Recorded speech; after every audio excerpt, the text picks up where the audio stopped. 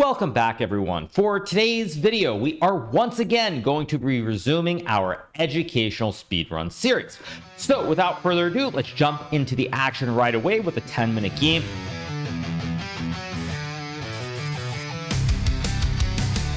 Zooming through the game with a bomb cloud start, trashing all your prep like it's modern art. Night on the rim, he'll still find the win. Chat's going wild, bro thinks he's Hikaru again. Oh hey, hey, he's smurfing play-by-play, beats you blindfolded, still sipping latte. Queens are flying, eagles meet defeat, just another speed run on Hikaru Street. Our rating now is near 1600, so we've yet to see players really survive the opening, reach the middle game with one or two exceptions. I'm hopeful that now we will start to see that. So we get e4. I'm going to play the move c5 here. We get d3, and now I'm going to play the move knight to c6. Now, there are many ways to develop here. I'm going to go knight c6. E6 was also. Now, my opponent plays c3. Now, normally, when this occurs, what you see is that white usually plays e4, c3, and then d4. It's a little bit weird to play d3, c3, and then potentially this move d4. It doesn't look very standard. So I think the move that I'm going to play here is I'm going to think about my opponent's play. My opponent's put a pawn on c3, and actually this is pretty deep, but I'm going to play the move d5. And the reason I say this is pretty deep is that one of the basic themes for people who are watching this video as a beginner is that when, I'll explain this after the game, when you play a move like d5 to bring the queen out, usually you're afraid of the queen getting attacked right away, but with the pawn on c3, white can't bring the knight out. Now I'm a little bit disappointed to see the move f3. This is a very weakening move. I kind of expect a little bit better from a 1600. Let's go knight to f6 here. We get g3. Okay, now my opponent is playing very, very slow. We've seen d3, c3, e4, f3, g3. I'm going to do something very aggressive. I'm going to play this move c4, and I'm trying to open up the center of the board immediately. Maybe develop the bishop, maybe develop my queen. But I'm trying to create play right away. Now, I actually realized as soon as I played c4, my opponent could take. I'm going to take this pawn at e4. The knight guards it. Now material is even, but my opponent has two pawns stacked on top of each other. So we get the move queen takes queen. I'm going to take with a knight. Would love to keep my king here so I can castle either way. We'll take back the pawn. Why not? And now let's go knight to c5. And the reason I'm going to go knight c5 here is I see this very nice square on d3 to hit the bishop and the pawn. I think it makes a lot of sense, actually, as I think about this position. If I get this knight to this d3 square, I really think I'm doing very well. So let's go knight d3. Now I'm free to develop the bishop, hit the king, complete my kingside development by castling the king. So we get bishop to e4. Okay, do I want to develop as a question here? I mean, on the one hand, I'd love to develop the bishop. On the other hand, I can also just take the bishop. I think in this position, I'm going to start by taking this bishop. I always can move this bishop to the c5 square if I want to. Let's develop the bishop. Let's check the king. And now I'm just going to castle my king out of the center. Now, the amazing thing here is that white is a little bit worse, but it's not as bad as I feel it should be considering the lack of development at the start. Probably the move c4 is a little bit too aggressive by me. Okay, so now what we want to think about is we're in the middle game. I have these pieces on the back rank that aren't developed, these three specifically.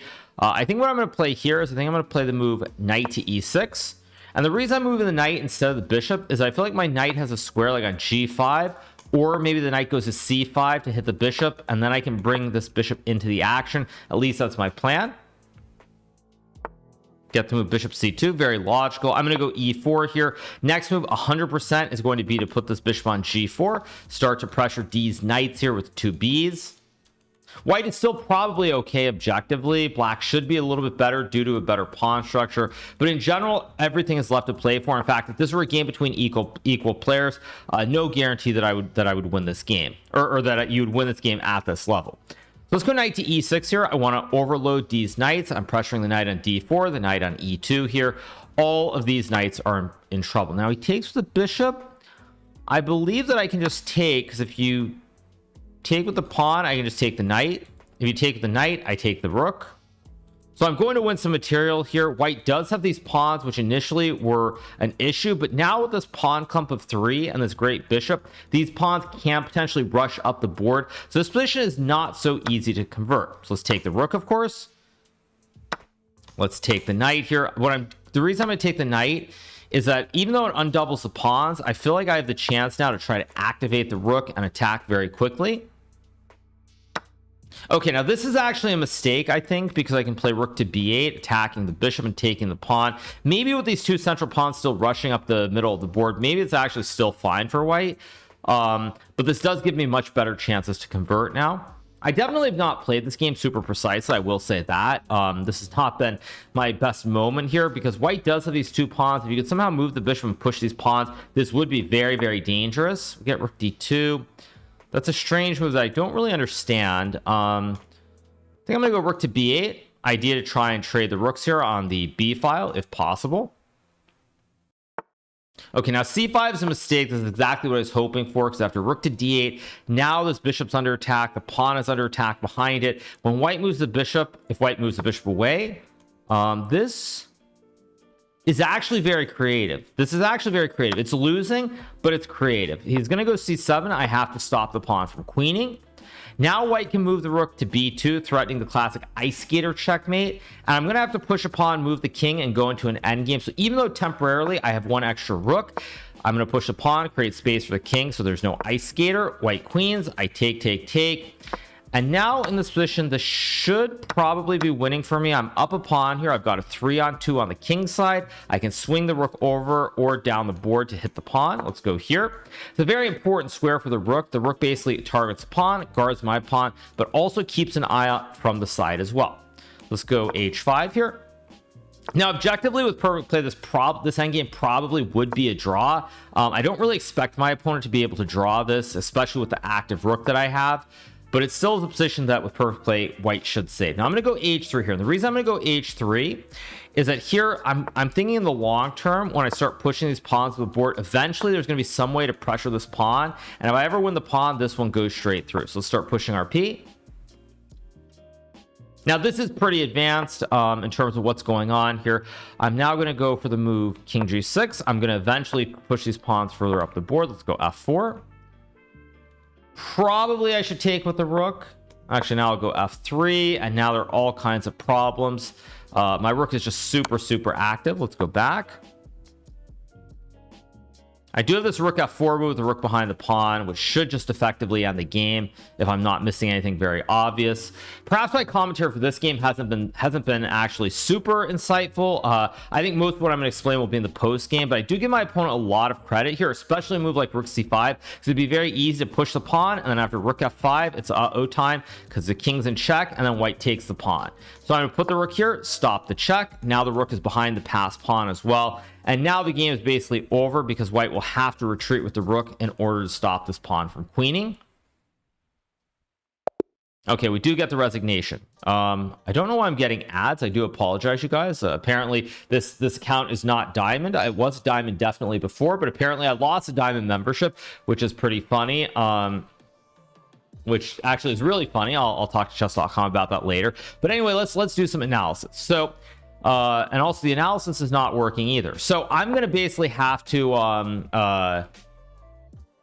do this basically off the top of my head without actual computer analysis other than seeing the eval bar. So first things first, after c3, I played this move d5 here. Now, when I played the move d5 in this position, the reason I said this is something that as a beginner you generally don't want to do is twofold. First of all, you don't want to bring the queen out very early in the game. That's pretty straightforward, pretty well known. But the second reason is that after c3 d5 and takes here, you'll notice that in this position, white can't really remove this queen. White would love to bring a knight out. For example, in Scandinavian, one of the drawbacks is white goes knight c3, queen's harassed, white develops a piece very quickly and gains some extra time. So we get d5. Now, as I was saying, after takes here, there's no way to bring the knight out. If white goes c4, then this pawn on d3 becomes a very big weakness. Black can really pressure it very quickly. So now there's no great way to remove the queen, and that's actually why d5 is a good move, because I claim a bit of the center. If white takes, you get the great active queen, and if white doesn't take, you'll continue with this move e5, and now we get the classic big black center. So I go e5. Now we get to move knight to e2. I play knight to f6. I suspect in this position a move like f5 would have been very strong here, just putting even more pressure. If white takes, now you get very quick development. I can tell from the evaluation bar, even though I can't see the actual moves, the computer does like f5 more than knight f6 perhaps. We get g3, and now I play this move c4, which is still probably good, but my continuation isn't great. I think what I should have played here if I really want to try and punish my opponent in the opening with something like queen to b6 and then c4, so that now there's no exchange of queens, because in the game when I go c4 and we get this position here, now queens come off the board and we're in an end game. But if I were to play with like queen b6 first and then c4, like bishop g2 c4, now bishop c5 is coming if white takes. After takes, knight g4, big threat of check on f2, after rook f1, even bishop c5. There's all kinds of pressure here. I'm going to castle the king as well, and white is in a world of trouble. All right, so that's our first game of the day. So let's move on. Let's keep going. Let's play our next game. Here we go. Okay, we are now over 1600, second game of the speedrun video. I'm going to start with the move d4 here. Okay, we get a6. It's kind of annoying because I really want this to be educational. Sometimes these players that I'm playing, I feel like maybe they've just created their accounts, and so maybe not, the rating is not reflective of how strong they are. I think some people are familiar with the fact that you can create a new account which does have a starting rating, I believe, of 2000 if you say you're an expert player, or 1600. And I kind of feel like maybe that's what's going on in these first two games. I'm going to castle, just very clean development. Bishop, knight, castle, straightforward. We get knight to f6, and now I'm going to play the move rook to e1, protecting the pawn on e4. Now, for anybody who's wondering, knight b to d2 also would have been a very sound move to guard the pawn. We get g6. And now what I'm thinking about here is my opponent's playing in a very weird fashion. Normally, if you push this pawn, I would say like basically 100% of the time, if you're below, say, a grandmaster level, you push a pawn here, you're always going to develop the bishop somewhere on this diagonal. If you push this pawn, put the bishop on e7 or b4 if it's the French, which I'll explain in the analysis afterwards, but always develop the bishop on this diagonal. Don't try to push this pawn and then fianchetto the bishop the other way. For example, here, if you want to go for that, just go g6, bishop g7 right away.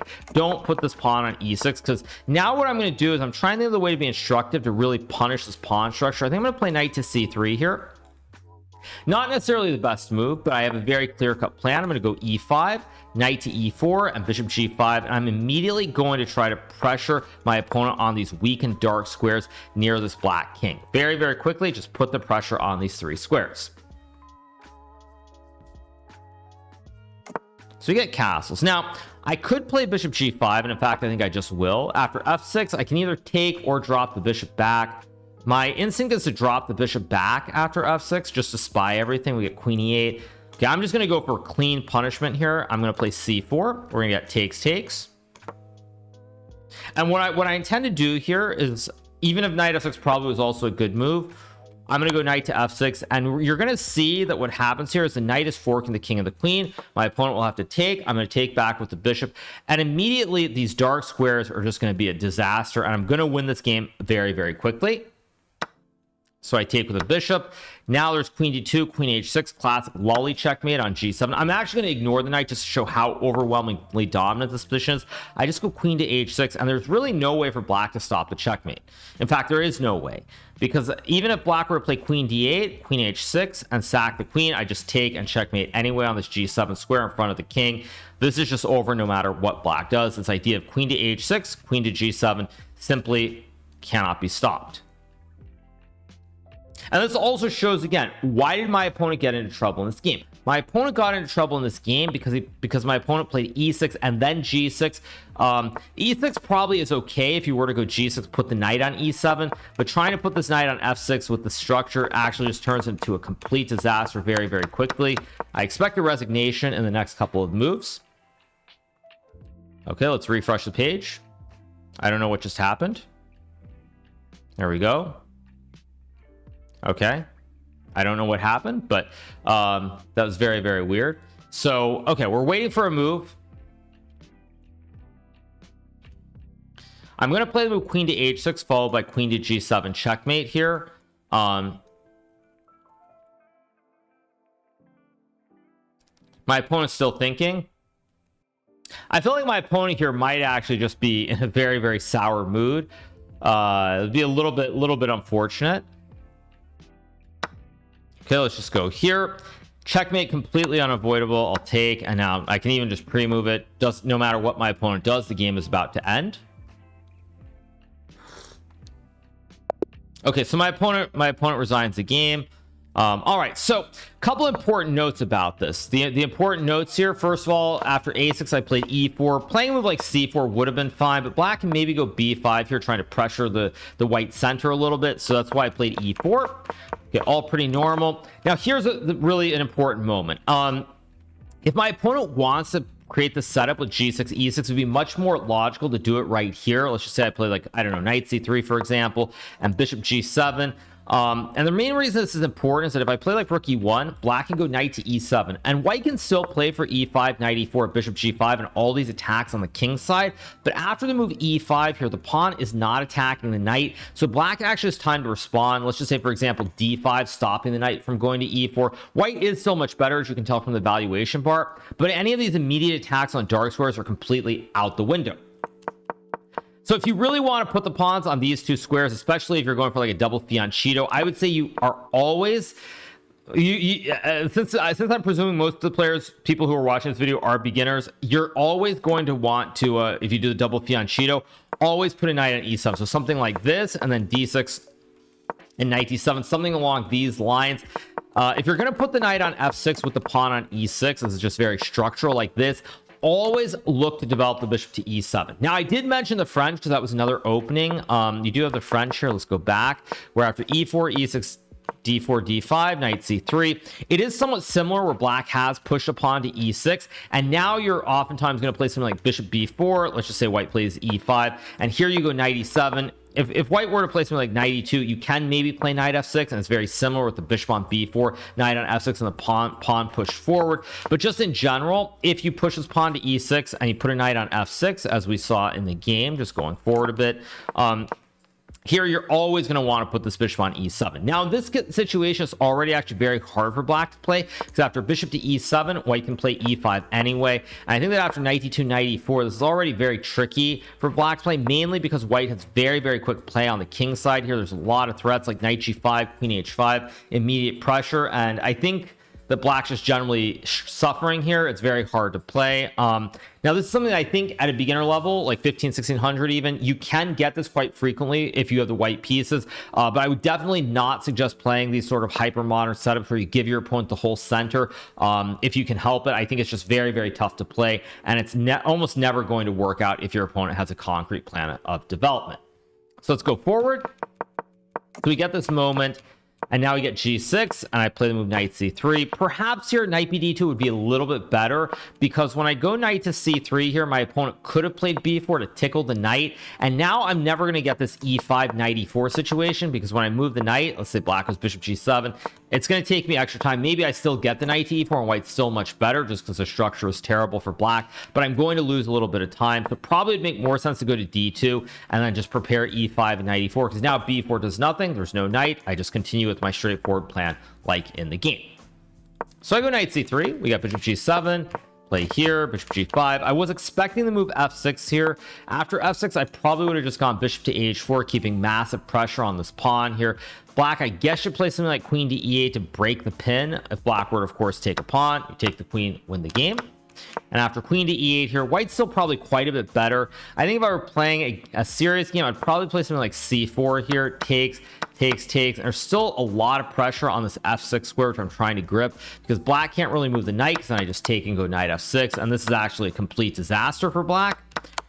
And if black plays, I don't know, like, I actually don't know what black plays, like king h8, even takes, knight f6, takes, king g8, queen d2. Very similar to the game. Queen h6 idea is looming. White is just doing very, very well here. This black king is in all kinds of trouble. Instead, we got queen e8. I played c4. Knight to f6 objectively might be a better move, but I went c4. Here I expected takes. Could have been very similar to the game with f6 bishop to h, or similar to the line I just mentioned with f6 bishop h4. Instead, we got knight b4, and now basically the king is just dead. It's just a sitting duck here. I go queen d2. Classic lolly mate, nothing black can do, and we get the win. Okay, so that's the second game. Let's keep going. Let's try to do one more game in this video. We get the white piece again. I'm going to open with d4 just like before.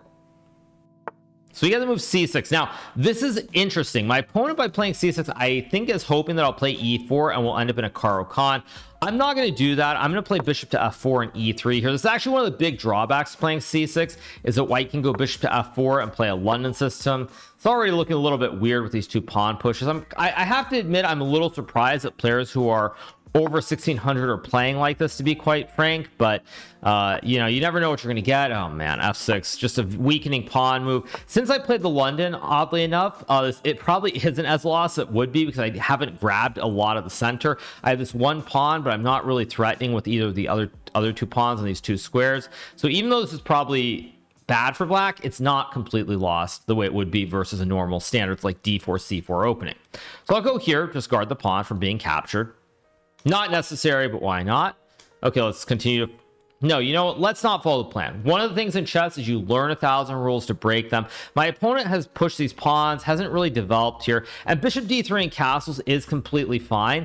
But in this position, I'm noticing that if I move the bishop, black can go c5, knight c6, and get some sort of development.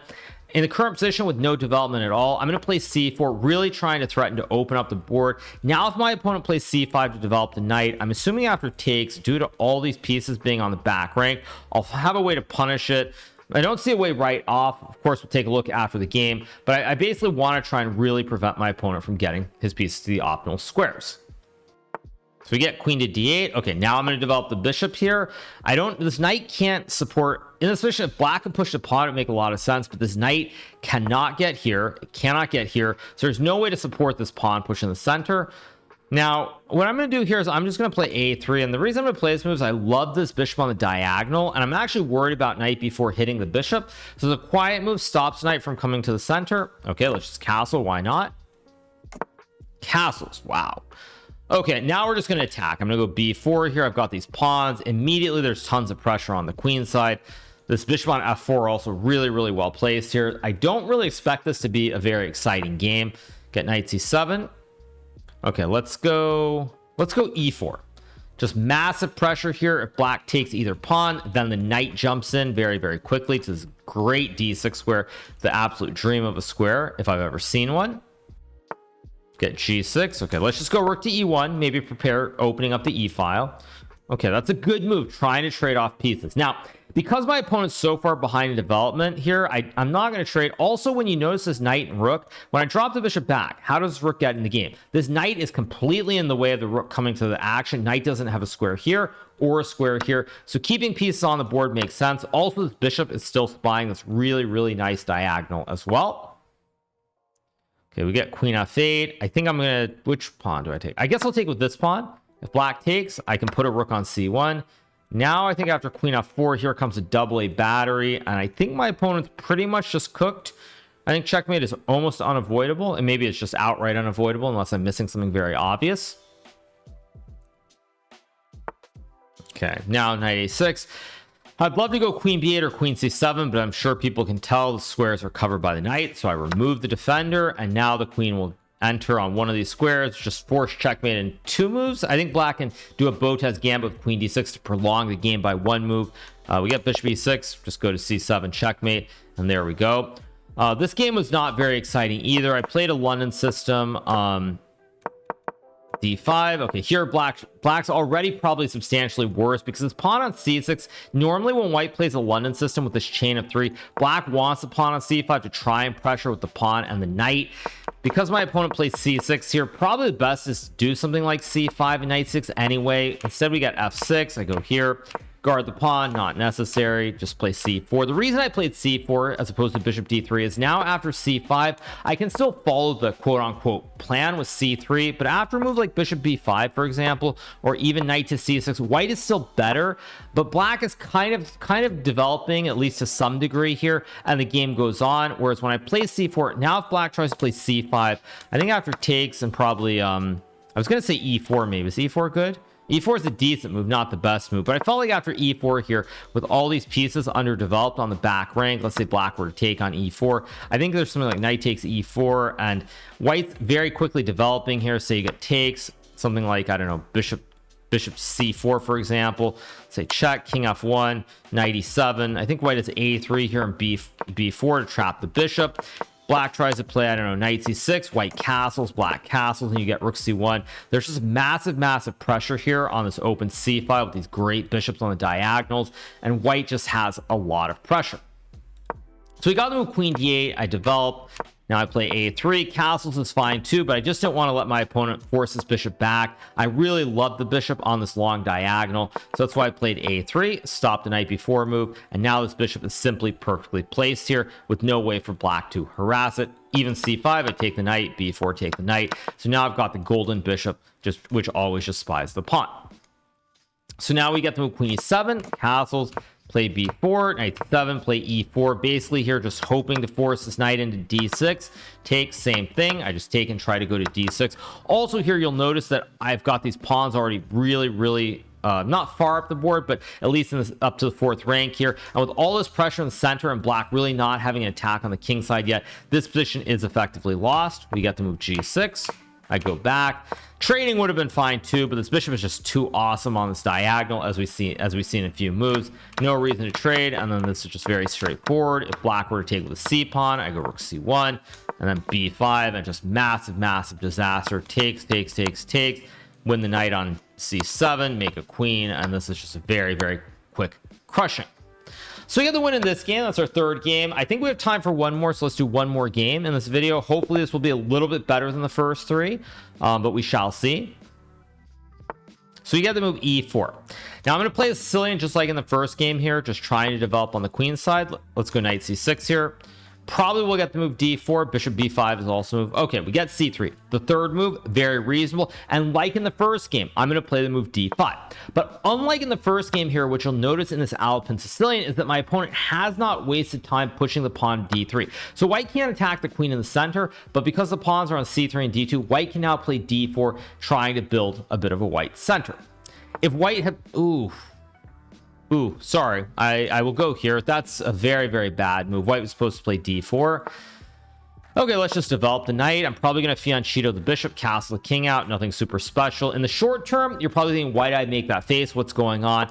In the long run, this pawn on d3 is going to be a very serious target, as you'll see. I'll just develop the bishop, castle the king. Let's castle.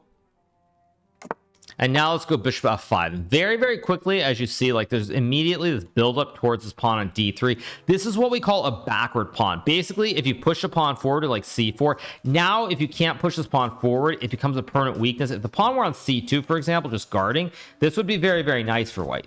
But the pawn on c4, this backward pawn, can very easily be targeted, and white is actually in a lot of trouble already. I'm going to go knight to e5. You see 1, 2, 3, 4 pieces ganging up on this pawn on d3. White is in a lot of trouble. There is bishop to f4, which I hope my opponent will find. Does not find that. Let's go queen to b6. Just slide the queen. Now the rook is pressuring the pawn directly with the bishop and the knight. I can always kick the knight back. This c4 move is basically going to be the reason that my opponent loses this game. There's no other actual reason for it. But it's very important in the opening, if you play things like the Alapin, that you know what the main goal is here. Because if my opponent had known to play d4, of course they would have lost in the long run. But after d4, the game would have gone on. Now my opponent is simply going to get blown off the board because if you take the knight, you lose the queen. I'm also threatening to capture this knight. So I'm up a pawn already, and this is... I don't even know what white's supposed to do really to try and survive. This is not going to be a pretty finish, that's for sure. Okay, we get queen to b3. Now, I've got a really nasty tactic I'm going to play. I'm going to go knight d2, so I'm forking the rook and the queen. Queen moves, I take the rook. When white takes the knight, I go c4, and we create the classic fossil. The queen tickles the king. The pawn captures the queen. This is just game over here. This king is simply done. Or I should say the queen is done. The king's not done because the king can stay alive, but the queen is going to be captured here. This is simply GG immediately. And the reason that my opponent ended up in trouble like this is because of one move, the c4 move. Now, of course, players at the beginner level, these things will happen, but if you're going to play the Alapin Sicilian, take the queen, you really need to remember the goal is to always play c3 and d4. Now I'm going to kick the knight so I can win this pawn, which is currently guarded. Let's take. We check the king, win the bishop. Not a whole lot left in this game, really. Take the bishop. Just take the pawn. Rook guards the rook. After takes. Nothing super special. Okay, so my opponent resigns the game here. So, all right. Let's go back to the very start. Okay, so we get this Alapin Sicilian. Now, when someone plays the Alapin Sicilian, your goal is to always play for d4. So if black plays a move like d6, you go d4. If black plays knight f6, attacking the pawn, push the pawn, play d4. Now, there are nuances. Of course, bishop c4 is a move as well, but we're talking about the beginner level. Always remember the goal with c3 is to play this pawn threats with d4. That is universally your goal when you play c3. You want to play d4 and at least create this chain of 3 or chain of 2, depending with this pawn threats. That's always the goal, no matter what black does here. Maybe black can play e5, and then you technically should go bishop c4. But with the exception of maybe e5 or a weird move like queen a5 here, because now d4 takes, you can't take with the pawn. With the exception of either e5 or queen to a5 here, you're always going to play d4. It's just automatic no matter what black does. If knight f6, you push the pawn, avoid hanging it, and then you go d4. If black plays d5, you take, and now you play d4. Same thing. Black goes e6, you go d4. Other than knight f6, where you need to remember not to hang the pawn, you push first and then play d4. You're always looking to play d4 in the center of the board. So the reason I mention that is because now we get this position, and here we get to move c4. d4 is the correct move. This is just standard theory. White can bring a bishop to e3 here, develop the bishop, develop the king. I'm not going to get into the weeds of all the analysis of this, but this is a very, very standard main line. Now, the interesting thing to note is when we contrast this with the previous game I played where we got this position, you'll notice when I went d5, my opponent took. Obviously, white still can't put a knight on c3, but white has played d3 here. So even if white goes knight to f3, I can play a move like e5, and white doesn't get to play d4. And we end up in a very similar situation where, again, this pawn on d3 becomes a very, very serious weakness. So if you're ever going to play these Alapin Sicilians or any system where you play an early c3, you are almost always going to be aiming to get this move d4 in and build this big white center. So we get c4 already. I just start developing castles, bishop f5, and now I go rook d8, and this is already just very, very tough to play for white. Bishop to f4 is probably the best move here. I'm not sure exactly which line I would have gone for. Probably I would have gone knight f3 check, and then queen takes f4 here. And you're probably thinking, well, white can take a pawn, free pawn, right? Well, here I can play the move queen to b8, attacking the bishop and then winning the pawn. And if white plays a move like queen to e2, I can simply play a move like queen c7 back. I keep the pressure on the pawn. Maybe I'll double stack the rooks, like something like, just to illustrate, rook d7 and then rook d8. And basically this pawn is just a huge liability for the rest of the game. If you ever push it, it gets captured. If you don't push it, I'm always going to be targeting this pawn. And that's why the move c4 is such a bad move here, because it just creates this permanent weakness with the d pawn. So we get to the position again, knight e1, knight b5, queen b6, we get f4. White should probably play a move like queen, I was going to say queen c2, and then maybe knight c3 here, but after queen d6, it's the same problem. Still ganging up on this backwards pawn on d3, and white is still in a world of hurt. We get f4, I take. Now if white takes, I take the queen. The game would go on here. White doesn't just lose on the spot, but with only a rook and a knight in return for this queen, it should be winning for black with some precise play. So we get queen b3, blundering this knight e2 trick, c4, boom goes the dynamite. Classic fossil, I check the king, I discover the queen, d4 takes, and now the game is already over. We get a few more moves. And after queen b2, my opponent resigns. So this one was a little bit disappointing as well, because after the move c4, it was just a very, very difficult position for white to play. It was an uphill battle. But, you know, these mistakes will happen in your own games, I assume. I don't think there's this Hikaru effect going on. Maybe there is, even though they don't know it's me. But nonetheless, I feel like you will see these mistakes in your own game. So it's even though we're seeing blunders here, seeing how I punish them can be very useful for your own games. And hopefully you'll be able to implement some of these strategies as well. So that's going to do it for today's video. This is our latest edition of the Educational Speedrun series. If you are not already subscribed to the channel, make sure that you smash that subscribe button below, and we'll be back with more great content very soon. Have a good one, everybody. See you guys. Bye.